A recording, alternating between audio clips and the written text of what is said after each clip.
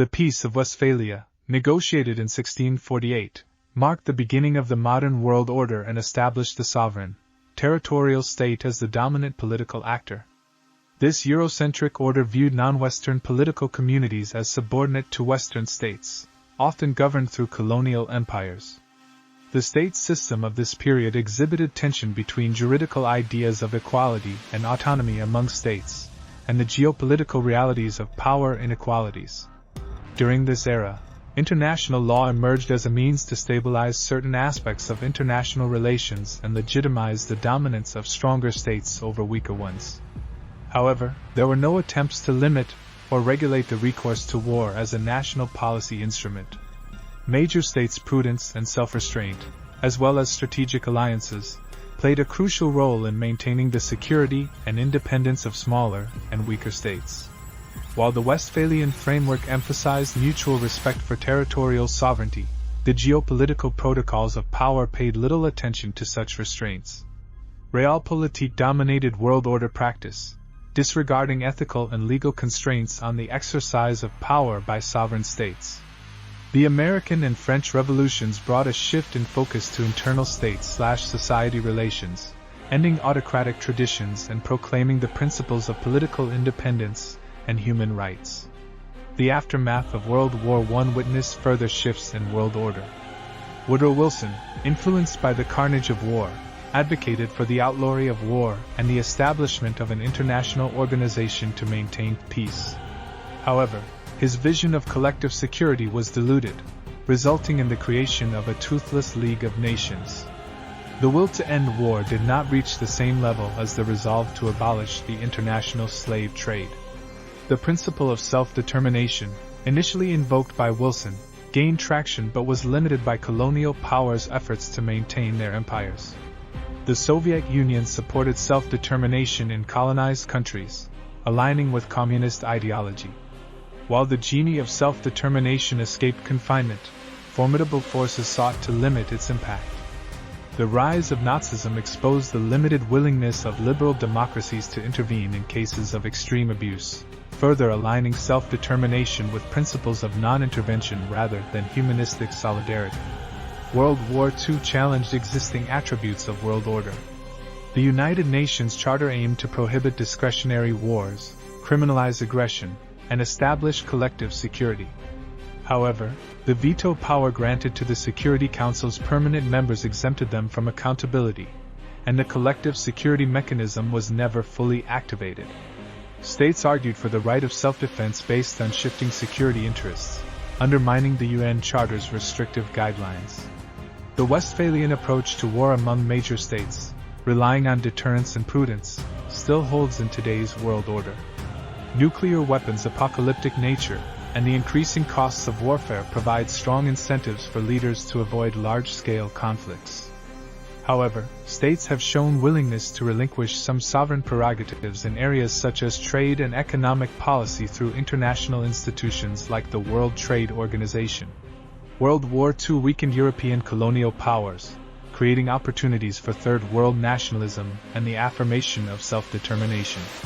The United States and the Soviet Union, not being colonial powers, contributed to the decline of colonialism. However, the strict logic of sovereignty remains most descriptive in matters of war and peace, and the accountability of leaders. The modern world order emerged from the Peace of Westphalia, establishing the sovereign, territorial state as the primary actor.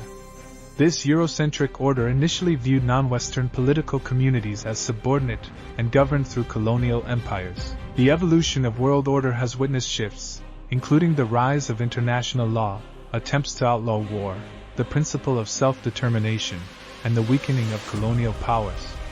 However, the tension between juridical ideas of equality and geopolitical power imbalances, as well as the prominence of sovereign prerogatives in matters of war and peace, continues to shape the contemporary world order.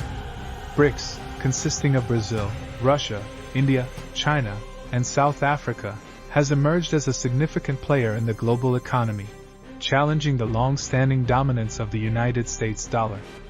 These nations, individually and collectively, are reshaping the international economic order and presenting a formidable challenge to the traditional financial system. With vast resources, growing consumer markets, and innovative industries, each BRICS nation contributes to the bloc's economic strength. Together, they represent over 40% of the world's population and a significant share of global GDP, making them a force to be reckoned with. Recognizing the need for greater economic cooperation and financial independence, BRICS nations have established platforms like the BRICS summits. Through dialogue, collaboration, and joint initiatives, they aim to challenge the existing global financial architecture and reduce dependence on the US dollar. An essential step in this direction is the creation of the new Development Bank, NDB, and the Contingent Reserve Arrangement, CRA. These institutions provide alternative sources of financing and liquidity, offering an avenue to reduce reliance on established Western financial institutions. However, the challenge to the US dollar's hegemony is not without obstacles.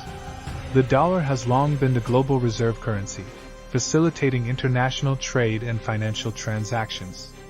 Nevertheless, BRICS nations are making significant strides in strengthening their economies, enhancing regional cooperation, and reducing their vulnerability to external shocks. Beyond the BRICS bloc, other countries like Iran, Venezuela, and Russia are also seeking to reduce their dependence on the dollar. They explore alternative trading arrangements, further challenging the dominance of the US currency. The rising prominence of BRICS has broader implications for the global economic order.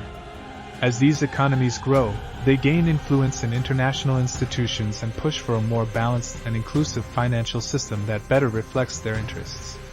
The journey toward a multipolar financial system, where multiple currencies play a significant role, is well underway. While the transition poses challenges, the collective efforts of BRICS nations and other countries signal a shift in the global financial landscape. In this era of shifting economic power, the rise of BRICS and the challenge to US dollar hegemony present both opportunities and risks.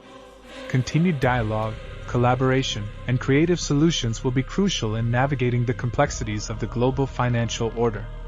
The future of global finance and its impact on our interconnected world depend on our collective efforts to shape a more inclusive and resilient international economic system. Thank you for watching.